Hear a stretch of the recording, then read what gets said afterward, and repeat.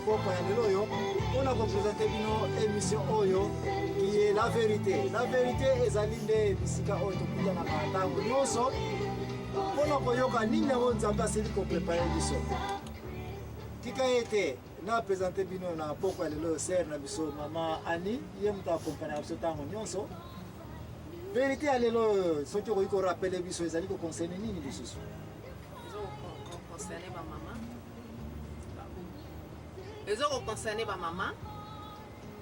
Bon, vérité à pourquoi les loyaux ezali concerné ma maman. Je pense que na ndenge tosili koyo ba maman bayana mukili oyo après batata. Ba maman bayaki na mukili oyo après que Adam Nzambe asili ko sala ye. Tangu Nzambe ayuti ko sala Adam, eloko moko alobaki na Adam ete na moni ozali kaka yo moko. Yango wana ozana besoin ya musungi. Et musungi ya wana banza mama Eva ayaki na mokili bongo te ser na bisoni. Ezali penza bongo. Ezali bongo yango bazwaki Adam porte moko na kati Adam po basala Eve azala musungi na ye. Donc sans Adam Eva kokai kozala te, n'est-ce pas? Oui, après kozala te. Donc ça conclut que maman Eva aye après Adam, donc il faut moi respect ezala, n'est-ce pas? Il y a ma case, il y a respect ezala. Bon, si quoi définition ni yebi concernant Muasi. Muasi azali nani juste par définition ko yeba c'est la recherche ne parce que yo mtu za représenter émission na poka le concernant ba maman.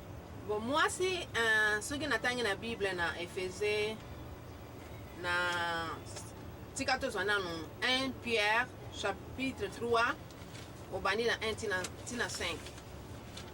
Bazali Pierre 3, Pierre oui.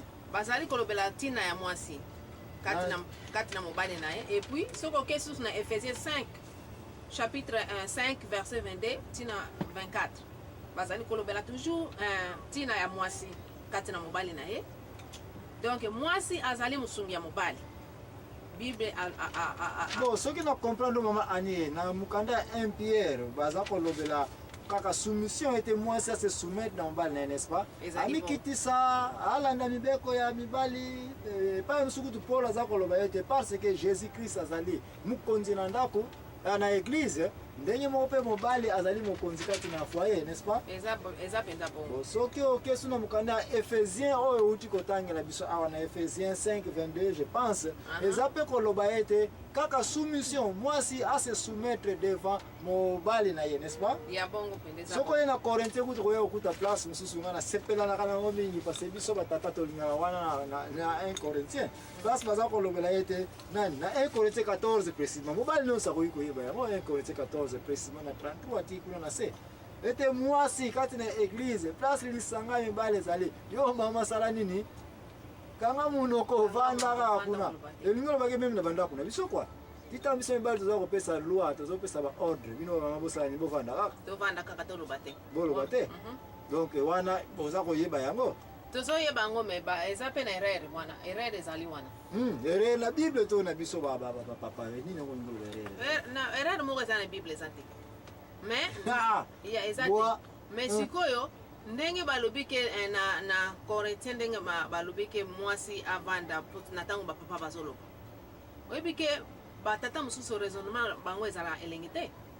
Donc on va que papa peut erreur ezali mais comment possible que même si ba papa bakoki kozana ba erreur na ba église na bandako mais pas mokanda Nzambe lobi ya kaite boka ngaka minoko na bino ba mambo vanda kuna bozela après que ba expliquer bino donc yo maman ngolo bake oza ko représenter ba maman oza penza d'accord pour na ngote ouais naza d'accord te po eza ya solo te po ba maman baza mpe na droit ya koloba baza na droit ya koloba na tango ba papa bazali basali likambo oyo ezake omoni yango eza nango penza epesi nango pena sens te eza pena na nzela te ba mama baza na droit ya koloba. Bible lobi yango ete bovanda kuna siko na église bokosala ni bovanda kaka Bible alobela ngo na cadre ezake soki papa alobi mama kozala komata te ke boye ozo comprendre mais moi si soka moniki papa likambo balobi eza na nzela te moi si pe il faut corriger erreur wana akokolo no papa likambo lobi boye eza malamu te. OK ça va na comprendre place wana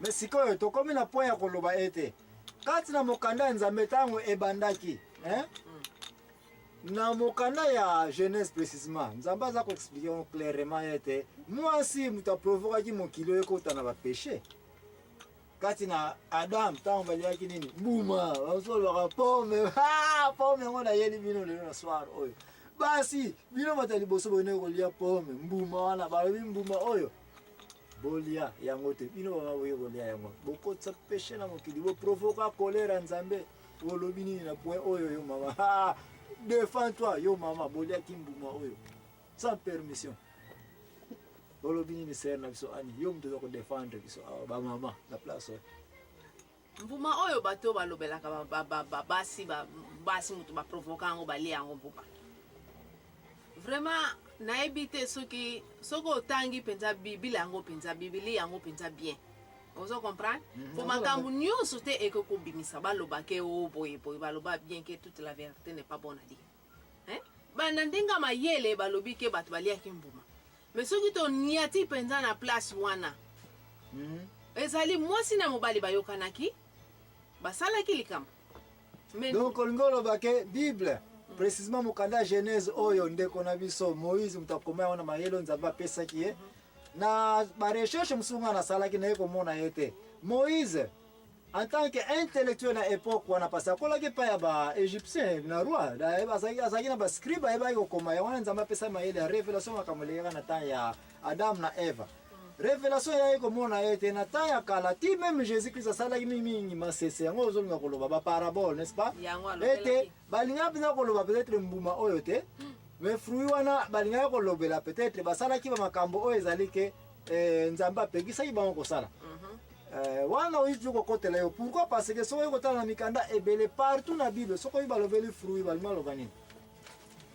bon fruit wana elingi koloba baaction baacte misala bongo so balobi nzete na bible partout olingi oloba nini nzete elingi koloba bato n'est-ce pas parce que soki otali bien bible surtout jésus moto alobeli mpenza mingi na baparabole alobi ete nzete nyonso oyo ekoproduire mbuma ya malamu te bakosala nini bakokata yango mbuma wana nini misala donc mutu nyonso akomona na ye te misala na ezali malamu te bakosala nini bakokata yango mbuma oyo toza kolobela na ntango ya adam na eva ezali clairement ke baliaki mbuma na nzete wana nzete soki otali bien bato bambuma me tokokende kuna te wana eza vérité mosusu eza koya na émission na biso kangama na biso na émission ezali koya ngai impressare na bino frère na bino Joachim Zambwana nazali koprésente émission oyo ya la vérité. La vérité ezali eloko ya pasi, la vérité pe mutu nyonso tayebaka la vérité, mais la vérité soko sili koyeba yango oza obligé omikitisa sala recherche omitala bien okoya komona place nazali kosala erreur. Émission na biso ezali kolanda prochainement ekozala mbuma oyo Adam na Eva baliaki tokolobela yango, mais lelo so tokomi na point ya kolobela mbuma oyo. C'est passé ngam na provoquer question, n'est-ce pas? Oui, ngam na lobete bino ba mama bato bokenda ko lia mbuma wana epe sala ki péché kotaki na mokili mama ania se défendre mbuma wana pe to tsangona na toka na no page en parce que jour to kolobela makambo wana to koyeba mbuma yango soki peza nini.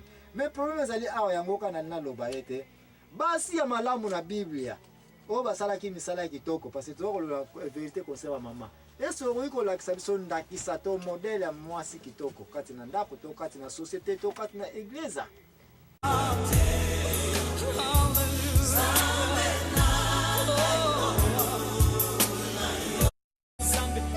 Kasi mokili ekomi mabe tango ekomi ya kobeba. C'est wa mama. Est-ce que vous avez ndakisa to modèle ya mwasi kitoko kati na ndako to kati na société to kati na église? Ya basi neti na Bible ba o basala misala ya malamu ezali ebele. Bazali kosala misala malamu neti Miriam tangu amona ke ba katisi mai ya fleur ba kongina désert donc ba resi momoni Miriam azaki ne sengo makasi azoko bina wana oye mtataki lo yenge kwa yenge niyo so wana. Donc on ngolo ba ke role ba mama na pembeni na lisanga. Il faut pas ka yeke n'est-ce pas? Il faut pas ka bango ba yesa ka place mouvement. Parce que quand maman Miriam opesinga ye olobi ke maman Miriam role ne zala ki place bat bazana mawa ya teni. Sengo. Eza pe na Psaume 150. faut koyemba kobina koyembela Yesu. Donc place église ezali loyenge ezali kolekana ba mama ba fuboza ka batali boso pa ko ya koningisa boso ba mama bozate place on eza kolala et puis partout au monde soko tali muta tondisi village za mama okena église soko tali nombre ba papa na ba mama eleka toujours donc mama azali village. Donc maman bakaka kena kaya mama Miriam pesi basi bozala ba modèle netiaka mama Miriam ya tambo ye na bisika fete ezali place église ezali église on seza kolala seke ba mama tozola ba mama mutu bazola sango même si mutu aza pembe na tonga yo azoloba loba pa osobina bien te kotala yete mama yo binela Yesu e uti na motema na yo lakisa Jésus ko za nesinga mama nini so yo ko yeba na Biblia o ya zali ke za su modèle ya mamisala o tozokoluka to mokile ko satande ba mama ifo basala moi malamu yebisa biso na ba mama ndane ngol susu ko neti mama ndoloka lisusu wana po mama doloka